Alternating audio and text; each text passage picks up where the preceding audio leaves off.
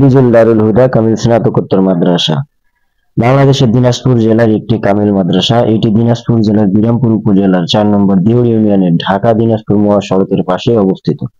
মাদ্রাসাটি বিজুল বাজারের গ্রামীণ পরিবেশে এলাকায় অবস্থিত। মাদ্রাসাটি ১৯৫৮ সালে স্থানীয় কিছু আলেম ও শিক্ষানুরাগী ব্যক্তি কর্তৃক প্রতিষ্ঠিত হয়। এখানে ইবতেদায়ী থেকে শুরু করে কামিল শ্রেণী পর্যন্ত পাঠদান করা হয়। ইবতেদায়ী, দাখিল ও আলিম শ্রেণীর পরীক্ষার জন্য মাদ্রাসাটি বাংলাদেশ মাদ্রাসা শিক্ষা বোর্ডের অধীনস্থ রয়েছে। এছাড়াও ফাজিল ও কামিল ডিগ্রির জন্য ইসলামী আরবি বিশ্ববিদ্যালয়ের অধিভুক্ত রয়েছে। মাদ্রাসার বর্তমান অধ্যক্ষের নাম ডক্টর নুরুল ইসলাম। বর্তমান অধ্যক্ষের নাম। মাদ্রাসাটির ধরন এমপিওভুক্ত, স্থাপিত ১লা জানুয়ারি ১৯৫৮।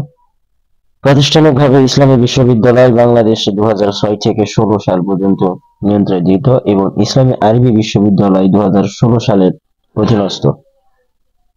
এটি বাংলাদেশ মাদ্রাসা শিক্ষা বোর্ড কর্তৃক অনুমোদিত।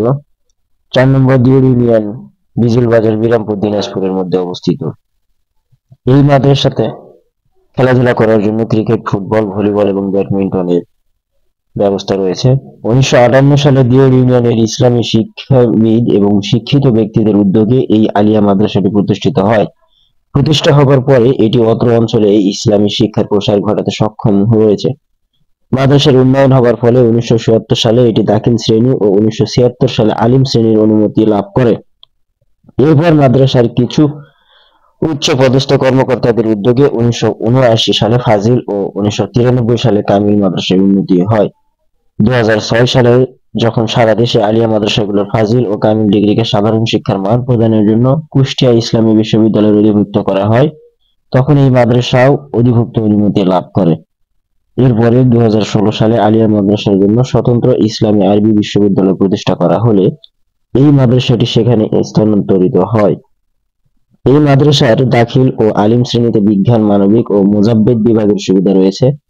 এছাড়াও মাদ্রাসার ফাজিল শ্রেণীতে বিএ, বিএসএস ও বিবিএস কোর্স চালু রয়েছে।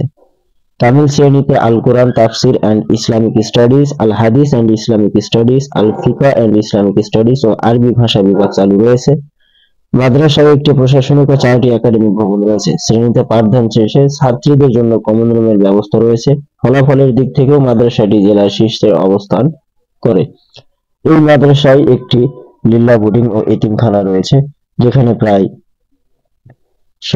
সব সময় ৩০-৩৫ জন এতিম লালন পালন হয় এবং লেখাপড়া করে। সর্বশেষ আপডেট অনুযায়ী জানা গেছে এই মাদ্রাসাতে এখন পর্যন্ত প্রায় ২০০০+ স্টুডেন্ট লেখাপড়া করে এবং এই মাদ্রাসায় তৎকালীন যুগে যখন প্রতিষ্ঠা করা হয় তারপর থেকে অধ্যক্ষের দায়িত্ব হিসেবে পালন করেন অধ্যক্ষ জনাব আজিজুর রহমান চৌধুরী এবং বর্তমানে তার অনুপস্থিতিতে অধ্যক্ষের দায়িত্ব পালন করতেছেন ডক্টর নুরুল ইসলাম।